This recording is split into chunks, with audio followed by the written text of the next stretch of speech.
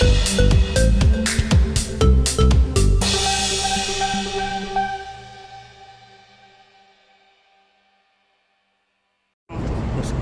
tadi ketika kita sudah sampai, mereka sudah tahu. Karena kemarin saya sudah menghubungi melalui kita tanya sama orang kesekjenan ya. Artinya ketika tadi saya datang, mereka sudah tahu nih Koparat apa sih bang? Ya, jadi udah ini ya, tuh. Jadi pengaduan atas nama Farhad Abbas. Jadi mereka ya juga menyambut lah ya, artinya agar apa nih? Agar jangan sampai masyarakat ini, saya berulang kali lah, itu di media sosial itu berulang kali ya, bang gimana sih tanggapan organisasi kalau seandainya ada advokat seperti ini, bagaimana sih? Ya alhamdulillah, ketika kami menyampaikan surat, artinya organisasi juga ya menyampaikan alhamdulillah juga. Alhamdulillahnya artinya mereka sudah diberikan kewenangan untuk memanggil pihak yang ini permen nih. Aduh, gue baca permen jadi agak kepepet kita gue. Lama. Ya oke. Agak kepepet itu. Ya, jadi gini. Jadi artinya tadi ketika surat kami sudah sampai, nah ternyata mereka juga menyambut baik. Menyambut baik artinya ketika surat sudah sampai, mereka langsung bisa bergerak. Jadi dia mengatakan bahwa langsung disposisi ke Dewan Kehormatan, dan dalam waktu singkat ini nanti akan dipanggil ya, dan juga saya juga siap menghadirkan saksi, siap menghadirkan bukti-bukti. Ini kan saya tadi hanya 4 lembar bukti aja, dan kalau memang mau dimintai bukti yang banyak ya, saya juga siap. Bukti sudah banyak dan saksi juga banyak ya, ini kebetulan kan ada UMKM di sini kan, di juru bicaranya kemarin dilaporin juga ya. Nah, kemarin dilaporin juga, artinya gini, advokat itu ya ketika dia menghadapi apapun, dia berhadapan dengan masyarakat, dia ada kode etik. Dia berhadapan dengan sesama advokat, ada kode etiknya. Dia berhadapan dengan polisi, jaksa, hakim, jadi ada kode etik, ada sumpah profesi yang harus dia taati ketika dia berhadapan dengan lawannya. Nah kami dari Barisan Advokat Bersatu ini memandang bahwa sudah sangat di luar jalur nih apa yang diucapkan, apa yang dia lakukan ya. Ya bayangkan aja, cobalah kemarin itu kan mengatakan Presiden Prabowo kalau perlu ke rumah Agus. Nah, jadi kalimat-kalimat seperti ini yang menurut kami ini kok jadi saya sendiri ya, saya jujur nih, saya sendiri sebagai advokat itu kadang-kadang mendengar kalimat-kalimat yang keluar tuh rasanya saya mendengar tuh malu juga gitu. Ini bagaimana saya bilang seorang advokat ya, officium nobile, jadi profesi yang mulia, profesi yang dihormati, tapi kalimat-kalimat yang muncul, tindakan-tindakan yang muncul ini justru apa? Justru membuat masyarakat bertanya, apa benar seorang advokat itu dibenarkan seperti ini? Saya semenjak jadi mahasiswa, ikut pendidikan pengacara, ikut ujian pengacara, sampai berpraktek pengacara, saya tegaskan kepada masyarakat, tidak dibenarkan seorang advokat melakukan tindakan-tindakan seperti itu. Oke ya.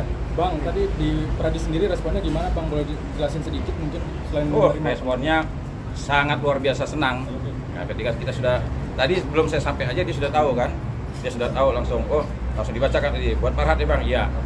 Jadi mereka juga menyambut baik artinya gini, jangan sampai organisasi Pradi ini kan ketua umumnya Bang Otto Hasibuan ya, bagaimana dia memberikan kita tontonan ketika dia menjadi pengacara yang dituduh melakukan pembunuhan, yang hampir seluruh Indonesia pada saat itu menuduh kliennya sebagai pembunuh.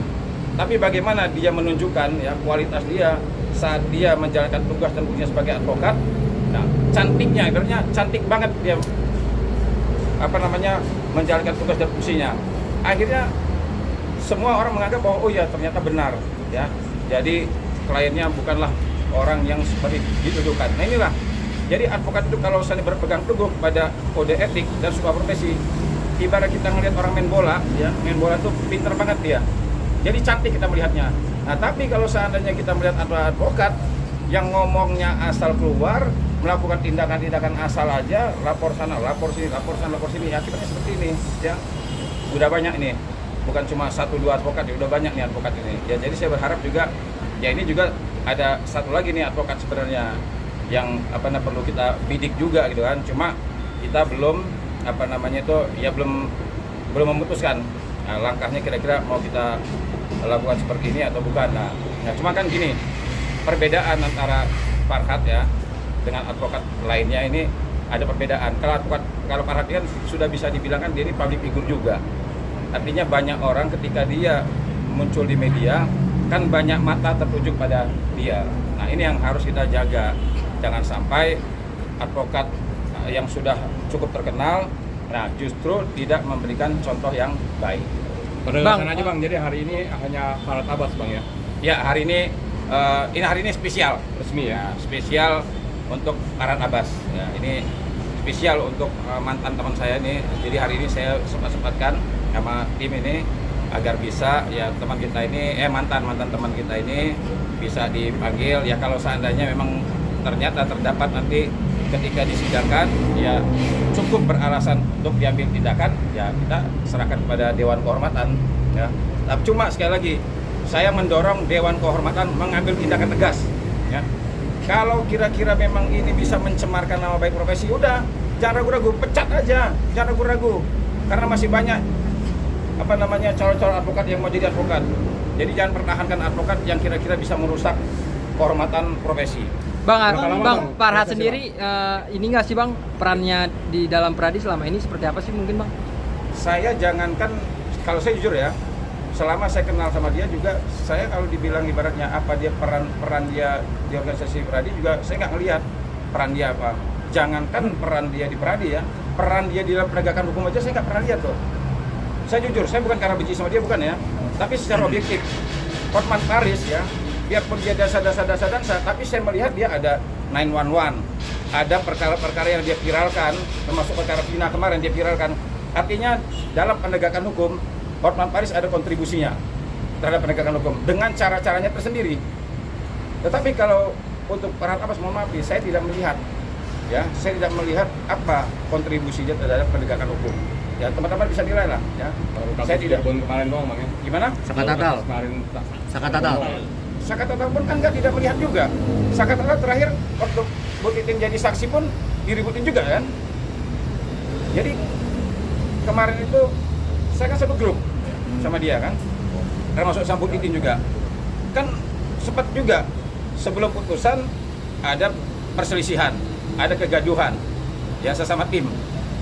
Begitu sudah selesai, ternyata si Bu Titin jadi saksi dalam perkara yang lain kan ribut juga sempat juga. Jadi saya melihat begini ya, Sakatatal pun kalau menurut saya bisa dikatakan ya, kalau dikatakan prestasi, saya juga belum bisa melihat ya. Kalau samanya ada tangisan ya oke lah ya. Saya melihat memang pada saat dia di persidangan dia membela, ya kelihatannya ada tangisan yang cukup ya, artinya menarik perhatian nih.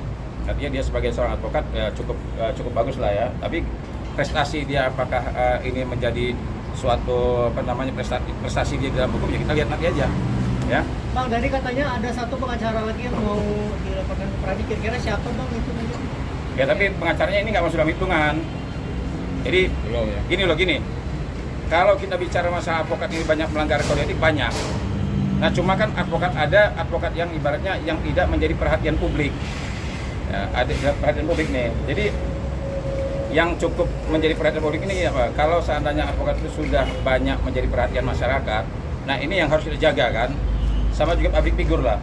Ya, ketika dia muncul di media sosial, maka dia harus menjaga tuh ucapan, tindakan, sikap dan perilakunya harus dijaga. Tapi kalau seandainya advokat-advokat yang biasa-biasa saja gitu kan, tidak menjadi perhatian publik, mata masyarakat tidak tertuju pada dia, ya saya rasa juga ketika dia melakukan pelanggaran terhadap kode etik, ini tidak menimbulkan permasalahan. Bang, Ya. ini kan udah masuk, prosesnya berapa lama udah dapat informasi? Ya biasanya sih lama, seminggu itu biasanya kita dipanggil. Bang, Biasanya. ini kan ada... Nanti dulu. Ntar dulu, sabar. Ngomong. Nah, Lanjut bang. seminggu. Ya biasanya seminggu ya. Kita akan dikirimin surat nih. Dikirimin surat terkait dengan laporan kita. Nah, biasanya dari seminggu itu kita dikasih waktu 3 atau 5 hari itu ada jadwal sidang. Karena kan pertama Farhad dipanggil juga nih. Jadi nanti begitu sidang ini artinya Farhad juga diberikan waktu untuk pembelaan, kami juga sebagai pelapor diberikan waktu untuk memberikan bukti-bukti terkait dengan laporan kami.